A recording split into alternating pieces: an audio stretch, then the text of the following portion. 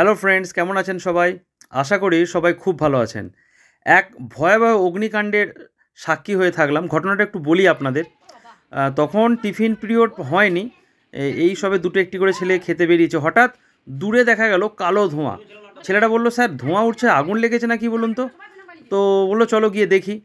তো সৌমিত্রবাবু তখন ক্লাসে ছিলেন, তিনি ছুটে চলে গেলেন ছেলেগুলোকে নিয়ে। গিয়ে তো ওনারা দেখছেন এখানে পুরো আগুন ছয়লাপ, রাস্তার ধারে এগুলো সব আগুন। একটি দুটি ছেলে যারা ওই রাস্তার ধারে ছিল তারা আগুন নেভাতে ব্যস্ত। সৌমিত্রবাবু তো চিন্তায় অস্থির হয়ে গেলেন যে কী করা যায়। তিনি সঙ্গে সঙ্গে ছেলেগুলোকে বললেন, তোরা যেখানে যা পারিস জল নিয়ে আয়, জল দিয়ে গাছের পাতা ছেঁড়, ডাল দিয়ে আগুন নেভানোর চেষ্টা কর। আর কিছু ছেলেকে তিনি পাঠালেন যে গ্রামে চলে যা, গ্রামে গিয়ে ওখান থেকে কিছু মানুষজনকে খবর দিয়ে আয়, নাহলে এই আগুন আমরা এই কজন মিলে এটাকে থামাতে পারবো না। ছেলেরাও আপ্রাণ চেষ্টা করছে, ছেলেরাও দিশেহারা, তারাও স্যারের তত্ত্বাবধানে কাজ করে চলেছে আগুন নেভানোর জন্য। কারণ এই আগুন আস্তে আস্তে যদি গোটা জঙ্গলে ছড়িয়ে যায়, তাহলে জঙ্গলের সামনেই যে লাগোয়া যে বাড়িগুলো, সেই বাড়িতে আগুন লেগে যাবে। কোথাও হয়তো গবাদি পশু চড়ে বেড়াচ্ছে, তাদের মধ্যে আগুন ছড়িয়ে যাবে। অর্থাৎ দিশেহারা অবস্থা। ছেলেরা প্রাণপণ ছুটোছুটি করে আগুন নেভানোর চেষ্টা করছে, কিন্তু না, আগুনকে কিন্তু নিয়ন্ত্রণ করা যাচ্ছে না। যত তীব্র বাতাস দিচ্ছে আগুন কিন্তু তত ছড়িয়ে পড়ছে। তো এই মতো অবস্থায় প্রথমে স্থানীয় লোকজন কিছু এসে গেছে, আর অলরেডি ফায়ার ব্রিগেডকে খবর দেওয়া হলো। তারা বলল, স্যার আমাদের একটু দেরি হবে, কারণ এখন ইঞ্জিন নেই।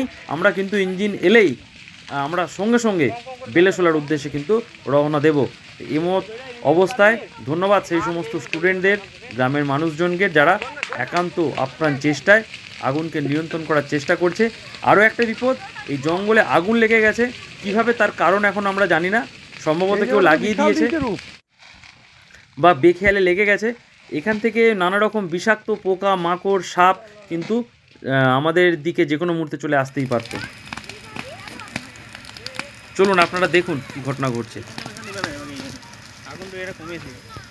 আগুনের সামনে এসে গেছে। এই আগুন নিয়ন্ত্রণ করা কঠিন, জানি না কীভাবে নিয়ন্ত্রণ করবে। এখানকার স্থানীয় ছেলেরা, স্টুডেন্টরা সবাই মিলে লেগে গেছে আগুন নেভাতে। অলরেডি ফায়ার ব্রিগেডের লোকজন এসে গেছে, আপনাদেরকে দেখাচ্ছি সেটা। যদি নিভে যায় তো ভালো, দেখা যাক চেষ্টা করে। এরকম হয়েছিল তিনটে ফায়ার ব্রিগেড।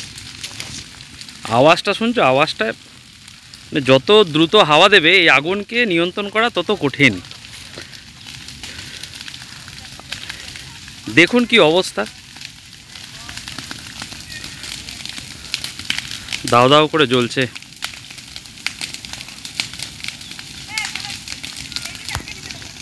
সামনে থেকে একদম সামনে আছে আগুনের। ফায়ার ব্রিগেড তো অলরেডি এসে গেছে, তারা এবার আগুন নেভানোর চেষ্টা করে। আপনারা আওয়াজটা শুনুন। এই আগুন কন্ট্রোল করা খুব কঠিন। অনেকটা বিস্তৃত এলাকা জুড়ে কিন্তু আগুন জ্বলছে। একদম সামনাসামনি আছি, দেখুন।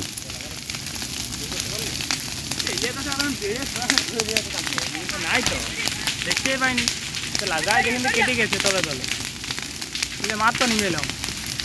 এগুলো তো আবার লেগে গেল। হ্যাঁ লাগবে কি তো।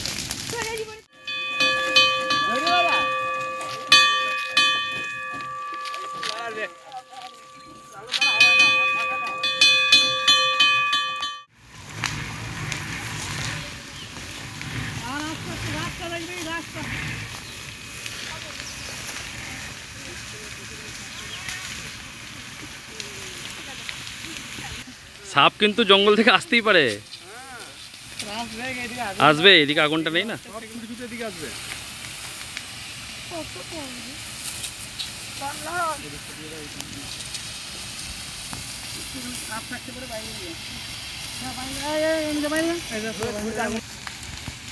ওই ধারটা না নেমে হলো না স্যার, ওই ধারটা ঘুরে দেখো তো, পাইপটা টানো তো।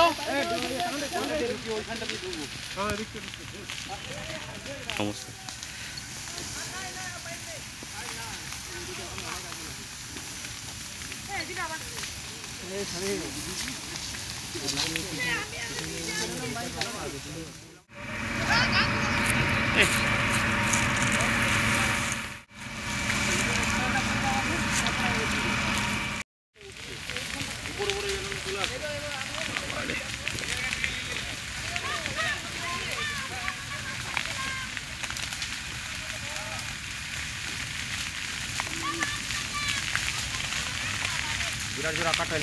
একদিক নিভিয়ে যাচ্ছে আর একটা দিক আগুন লেগে যাচ্ছে। এই আগুনকে নিয়ন্ত্রণ করা কখন যে বন্ধ হবে তার কোনো ধারণা নেই। দেখা যাক, আমরাও আছি সঙ্গে।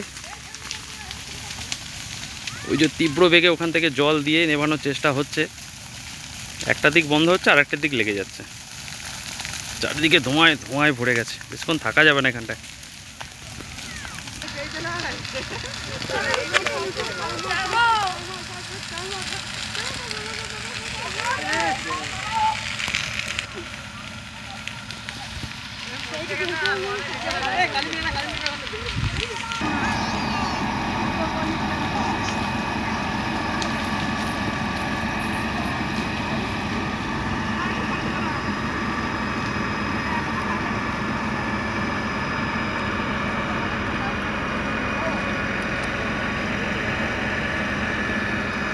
অবশেষে 1.5-2 ঘন্টার প্রচেষ্টায় আগুন অনেকটাই নিয়ন্ত্রণে।